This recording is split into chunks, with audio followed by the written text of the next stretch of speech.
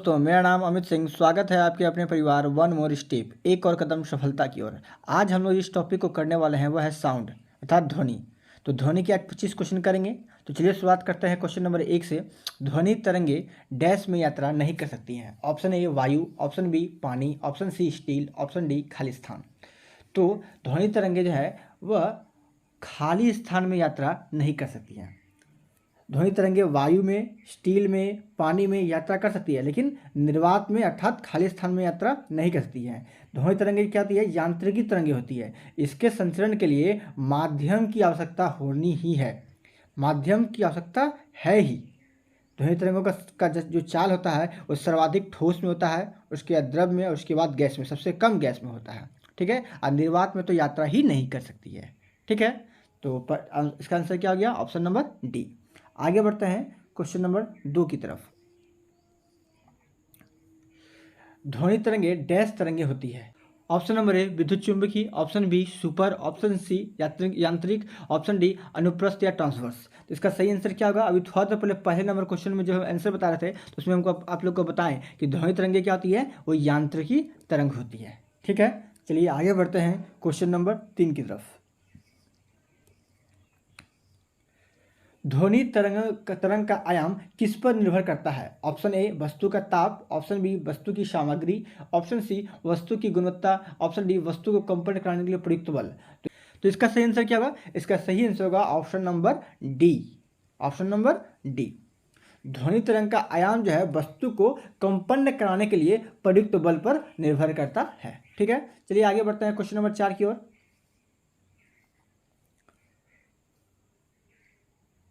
प्रति सेकंड इकाई क्षेत्र से गुजरने वाली ध्वनि ऊर्जा की मात्रा को क्या कहा जाता है?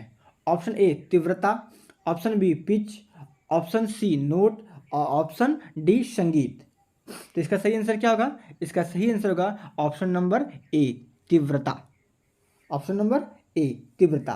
प्रति सेकंड इकाई क्षेत्र से गुजरने वाली ध्वनि ऊर्जा की मात्रा को ही ध्वनि की तीव्रता कहते हैं। ठीक है, चलिए आगे बढ़ते हैं क्वेश्चन नंबर 5 की ओर। ध्वनि गमन नहीं कर सकती है। ऑप्शन ए द्रव, ऑप्शन बी हवा, ऑप्शन सी ठोस, ऑप्शन डी निर्वात। तो अभी थोड़ा देर पहले बताए थे ऑप्शन नंबर डी। ध्वनि कहाँ गमन नहीं कर सकती है? आपका निर्वात में। ठीक है, आगे बढ़ते हैं क्वेश्चन नंबर 6 की ओर। नर्म और छिद्रयुक्त सतहों का उपयोग करके शोर को अवशोषित करने के लिए तकनीक का प्रयोग किया जाता है। ऑप्शन ए ध्वनिक सुरक्षा, ऑप्शन बी अपवर्तन, ऑप्शन सी शब्द सुरक्षा, ऑप्शन डी अवशोषण। इसका सही आंसर क्या होगा? इसका सही आंसर होगा ऑप्शन नंबर ए ध्वनिक सुरक्षा। नर्म और छिद्रयुक्त सतहों का उपयोग करके शोर को अवशोषित करने के लिए जो है हम लोग ध्वनिक सुरक्षा का प्रयोग करते हैं। ठीक है, आगे बढ़ते हैं क्वेश्चन नंबर 7 की ओर। ध्वनि डैश के कारण उत्पन्न होती है। ऑप्शन ए अपवर्तन, ऑप्शन बी प्रतिबिंब, ऑप्शन सी घूर्णन, ऑप्शन डी कंपन। तो इसका सही आंसर क्या होगा? इसका सही आंसर होगा ऑप्शन नंबर डी कंपन। ध्वनि क्या है? ऊर्जा का एक रूप है जो कंपन या विक्षोभ के कारण पैदा होती है तथा श्रवण इंद्रिय तक पहुंचकर सुनाई देती है। ध्वनि के संचरण के लिए क्या चाहिए? माध्यम का होना आवश्यक है। अब निर्वात में क्या होता है? ध्वनि का संचरण नहीं होता है। ध्वनि तरंगें मुख्यतः 3 प्रकार की होती है। कौन कौन सा? एक होती है श्रव्य, एक होता है पराश्रव्य और एक होता है अपश्रव्य। ठीक है, चलिए आगे बढ़ते हैं क्वेश्चन नंबर 8 की ओर। ध्वनि की तीव्रता मापी जाती है। ऑप्शन ए रिक्टर स्केल से, ऑप्शन बी टेस्ला से, ऑप्शन सी हर्ट्ज से, ऑप्शन डी डेसिबल से। तो इसका सही आंसर क्या होगा? इसका सही आंसर होगा option number D decibel. Option number D decibel. ध्वनि की तीव्रता किससे मापते हैं? डेसिबल से मापते हैं। ठीक है, चलिए आगे बढ़ते हैं क्वेश्चन नंबर 9 की ओर। क्वेश्चन नंबर 9, किसी एकल आवृत्ति की आवाज को क्या कहा जाता है? Option A note, option B tone, option C pitch, option D hertz. तो इसका सही आंसर क्या होगा आपका? और इसका सही आंसर होगा ऑप्शन बी टोन। क्या होगा? Option B tone. ठीक है, एकल आवृत्तियों की आवाज को स्वर या टोन कहा जाता है। जब कई आवृत्तियों को मिश्रित किया जाता है तब एक आवृत्ति उत्पन्न होती है, उसे क्या कहते हैं? नोट कहा जाता है। ठीक है, तो इसका आंसर क्या हो गया? Option B tone. आगे बढ़ते हैं क्वेश्चन नंबर 10 की ओर। निम्नलिखित में से कौन सा निर्वात में यात्रा नहीं कर सकता है? ऑप्शन ए ऊष्मा, ऑप्शन बी प्रकाश, ऑप्शन सी ध्वनि, ऑप्शन डी यूवी किरण। तो कितना बार पढ़ चुके हैं कि निर्वात में यात्रा कौन नहीं करेगा? निर्वात में यात्रा आपका ध्वनि, ध्वनि निर्वात में यात्रा नहीं कर सकता है। बाकी ऊष्मा, प्रकाश, यूवी किरण जो है निर्वात में यात्रा करती है। ठीक है, आगे बढ़ते हैं क्वेश्चन नंबर 11 की ओर। ध्वनि उत्पन्न होती है किसी पिंड, ऑप्शन ए किसी पिंड में दोलन होने पर, ऑप्शन बी लोगों से बात करने पर, ऑप्शन सी किसी वस्तु के गतिशील होने पर, ऑप्शन डी वस्तुओं के कंपन होने पर। तो इसका सही आंसर क्या होगा? ऑप्शन नंबर डी, वस्तुओं के कंपन या विक्षोभ होने पर जो है ध्वनि उत्पन्न होती है। ठीक है। ध्वनि किसी ठोस या द्रव या गैस से संचालित होती है। मुख्य रूप से उस कंपन को ध्वनि ही कहते हैं जो मानव के कानों में सुनाई पड़ती है। ध्वनि किस तरह की तरंग है? एक यांत्रिक अनुदैर्ध्य तरंग है, ना कि विद्युत चुंबकीय आपका तरंग है। ठीक है, और ध्वनि के संचार के लिए माध्यम की आवश्यकता होती है, इसलिए निर्वात में जो है संचालन नहीं कर पाते हैं। ठीक है, आगे बढ़ते हैं क्वेश्चन नंबर 12 की ओर।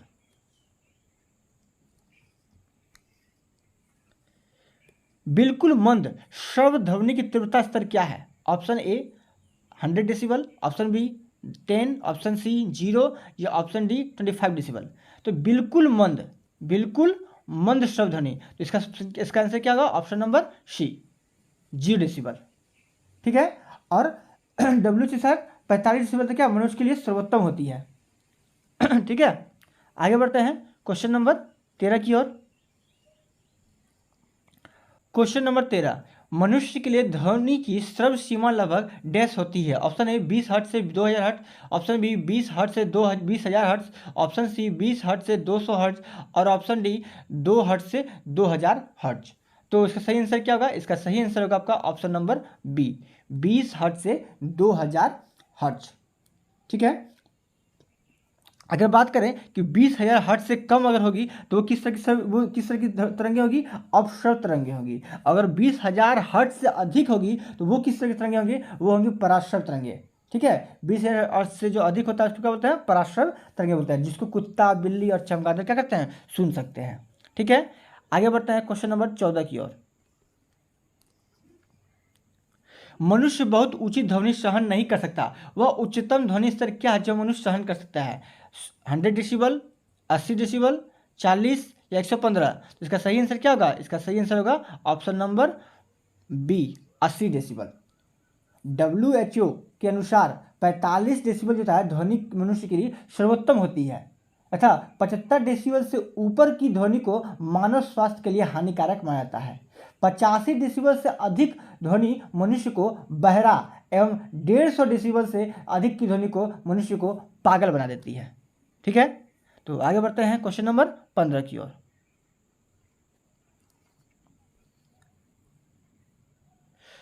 श्रवणीय रेंज से नीचे आवृत्ति के साथ ध्वनि तरंगों को क्या कहा जाता है? तो श्रवणीय कितना होता है आपका? श्रवणीय रेंज 20 हर्ट्ज से 20,000 हर्ट्ज। तो उसके नीचे को क्या बोलेंगे हम लोग? अल्ट्रासोनिक, सुपरसोनिक, अल्ट्रासाउंड या इंफ्रासोनिक। इसका सही आंसर क्या होगा? इसका सही आंसर होगा ऑप्शन आपका डी इंफ्रासोनिक। इंफ्रासोनिक कहते हैं। ठीक है, तो आगे बढ़ते हैं क्वेश्चन नंबर 16 की ओर।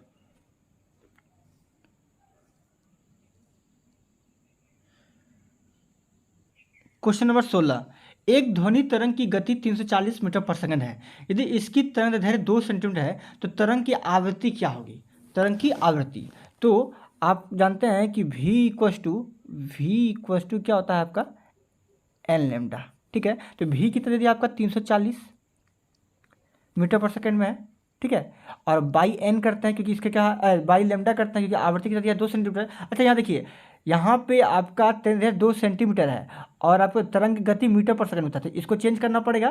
तो 2 सेंटीमीटर चेंज करते हैं मीटर में, तो 2/100 करेंगे और 100 चलेगा ऊपर, तो कितना हो जाएगा ऊपर? नीचे ऊपर 100 हो जाएगा गुना, और बाई 2 इक्वस टू क्या निकलेगा आपका? उसका आवृत्ति। तो उसको कटाते हैं तो कितना आएगा? 17, 170 यहाँ पर हुआ और यहाँ पे 100 था, तो n इक्वस टू 17,000 हर्ट्ज। ठीक है, 17,000 हर्ट्ज। तो इसका सही आंसर क्या होगा? ऑप्शन नंबर ए। आगे बढ़ते हैं क्वेश्चन नंबर 17 की ओर। डैश तरंग एक चमगादड़ को उसका रास्ता में आने वाली बाधाओं का पता लगाने में मदद करती है। ऑप्शन ए अपसर तरंग, ऑप्शन बी पराश्रव्य तरंग, ऑप्शन सी अति पराध्वनिक और ऑप्शन डी पराध्वनिक। तो इसका सही आंसर क्या होगा? इसका सही आंसर होगा ऑप्शन नंबर बी, पराश्रव्य। पराश्रव्य 20,000 हर्ट्ज से ऊपर की आवृत्ति की तरंगों को पराश्रव्य तरंग कहते हैं। ये तरंग क्या कहते हैं? मानव को सुनाई नहीं देती है, परंतु कुछ जानवर को, जैसे कुत्ता, बिल्ली, चमगादड़ आदि को सुन सकते हैं। जो चमगादड़ होते हैं वो इस तरंग का जो है अपने रास्ता में आने वाली बाधाओं को पता लगाने के लिए करते हैं। ठीक है, तो इसका सही आंसर क्या हो गया? ऑप्शन नंबर बी, पराश्रव्य। आगे बढ़ते हैं क्वेश्चन नंबर 18 की ओर। हवा में ध्वनि की गति से अधिक गति डैश रूप में जानी जाती है। Option A supersonic, option B infrasonic, option C solar, option D ultrasonic. तो इसका सही आंसर क्या होगा? इसका सही आंसर होगा ऑप्शन नंबर ए, सुपरसोनिक।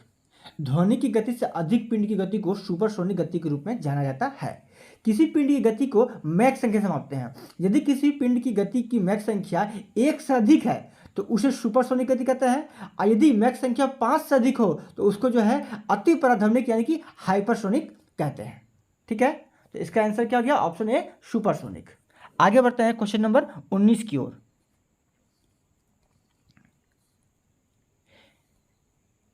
एक ध्वनि तरंग की तरंग दैर्घ्य की गणना करें जिसमें आवृत्ति जो है कितना है? 200 हर्ट्ज है, और किसी दिए गए माध्यम में उसकी गति कितना है? 400 मीटर पर सेकेंड है। तो वही फॉर्मूला का यूज करते हैं, v = n लैम्डा। ठीक है, और क्या दे दिया आपको यहाँ पे? आवृत्ति दे दिया है और उसकी गति दे दिया था। गति कितनी है? 400 मीटर पर सेकेंड, और आवृत्ति आपका 200, तो आवृत्ति नीचे कर देते हैं 200। तो ये आपका क्या हो गया? लैम्डा। तो ये कितना बार? 2 बार में कट गया, तो लैम्डा = क्या हो गया आपका? 2। तो यहाँ पे ऑप्शन डी जो है आपका 2 मीटर। ठीक है, ऑप्शन डी 2 मीटर। आगे बढ़ते हैं क्वेश्चन नंबर 20 की ओर। वायु में 0 डिग्री सेंटीग्रेड तापमान पर ध्वनि गति डैश होगी। ऑप्शन ए 331 मीटर पर सेकेंड, ऑप्शन बी 330 मीटर पर सेकेंड, ऑप्शन सी 330 मीटर पर सेकेंड, या option D 331 metre second. Metre second, metre पर सेकेंड नहीं है, मीटर सेकेंड। तो इसका सही आंसर क्या होगा? इसका सही आंसर होगा ऑप्शन नंबर ए, 331 मीटर प्रति सेकेंड। वायु में 0 डिग्री सेंटीग्रेड तापमान पर ध्वनि गति जो है 331 मीटर प्रति सेकंड होती है। नमकीन जल में ध्वनि का वेग 0 डिग्री सेंटीग्रेड तापमान पर 1533 मीटर पर सेकंड होता है, और आशुद्ध जल में 493 मीटर पर सेकंड होता है। पानी में ध्वनि का वेग मुख्यतः दाब, ताप और लवणता आदि पर के साथ साथ बदलता है। ठोस में ध्वनि चाल सबसे ज्यादा होती है, और जिसमें होता क्या होता है? इस्पात, 5148 मीटर पर सेकेंड। ठीक है, कोई दिक्कत? आगे बढ़ते हैं क्वेश्चन नंबर 21 की ओर।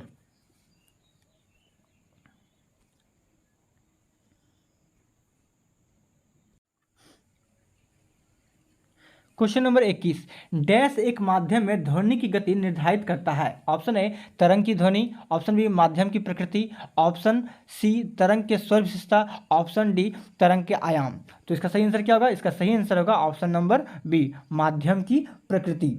किसी माध्यम में ध्वनि प्रति सेकंड जितनी दूरी तय करता है उसे इस माध्यम की ध्वनि का वेग कहते हैं। ध्वनि एक यांत्रिक तरंग है जिसके संचरण के लिए माध्यम की आवश्यकता होती ही है। निर्वात में ध्वनि का संचरण नहीं होता है, जबकि वायु तथा गैसों में ध्वनि संचरण एक अनुदैर्घ्य तरंग के रूप में होता है। ठीक है, तो इसका सही आंसर क्या हो गया? Option number B. आगे बढ़ते हैं क्वेश्चन नंबर 22 की ओर। समुद्री जल में ध्वनि गति डैश होती है। ऑप्शन ए 1948 मीटर पर सेकेंड, ऑप्शन बी 1531 मीटर पर सेकेंड, ऑप्शन सी 1351 मीटर पर सेकेंड, ऑप्शन सी 1498 मीटर पर सेकेंड। तो इसका सही आंसर क्या होगा? इसका सही आंसर होगा ऑप्शन नंबर बी, 1531 मीटर पर सेकेंड। गैसों के सापेक्ष द्रवों में प्रत्यास्थता अधिक होती है तथा ठोसों में सबसे अधिक होती है। यही कारण है कि द्रवों में ध्वनि की जो चाल होती है गैस में ध्वनि की चाल से अधिक तथा ठोसों में सबसे अधिक होती है। लोहे में बात करें ध्वनि की चाल कितना होती है तो 5130 मीटर पर सेकेंड, समुद्री जल में तो 1531 मीटर पर सेकेंड, और वायु में ध्वनि की चाल 332 मीटर पर सेकेंड, और शुद्ध जल में ध्वनि की चाल 1498 मीटर पर सेकेंड। ठीक है, इसका आंसर क्या गया? Option number B. आगे बढ़ते हैं क्वेश्चन नंबर 23 की ओर। वायु में ध्वनि का वेग से अधिक की चाल से यात्रा करने के लिए एक वस्तु को कहा जाता है?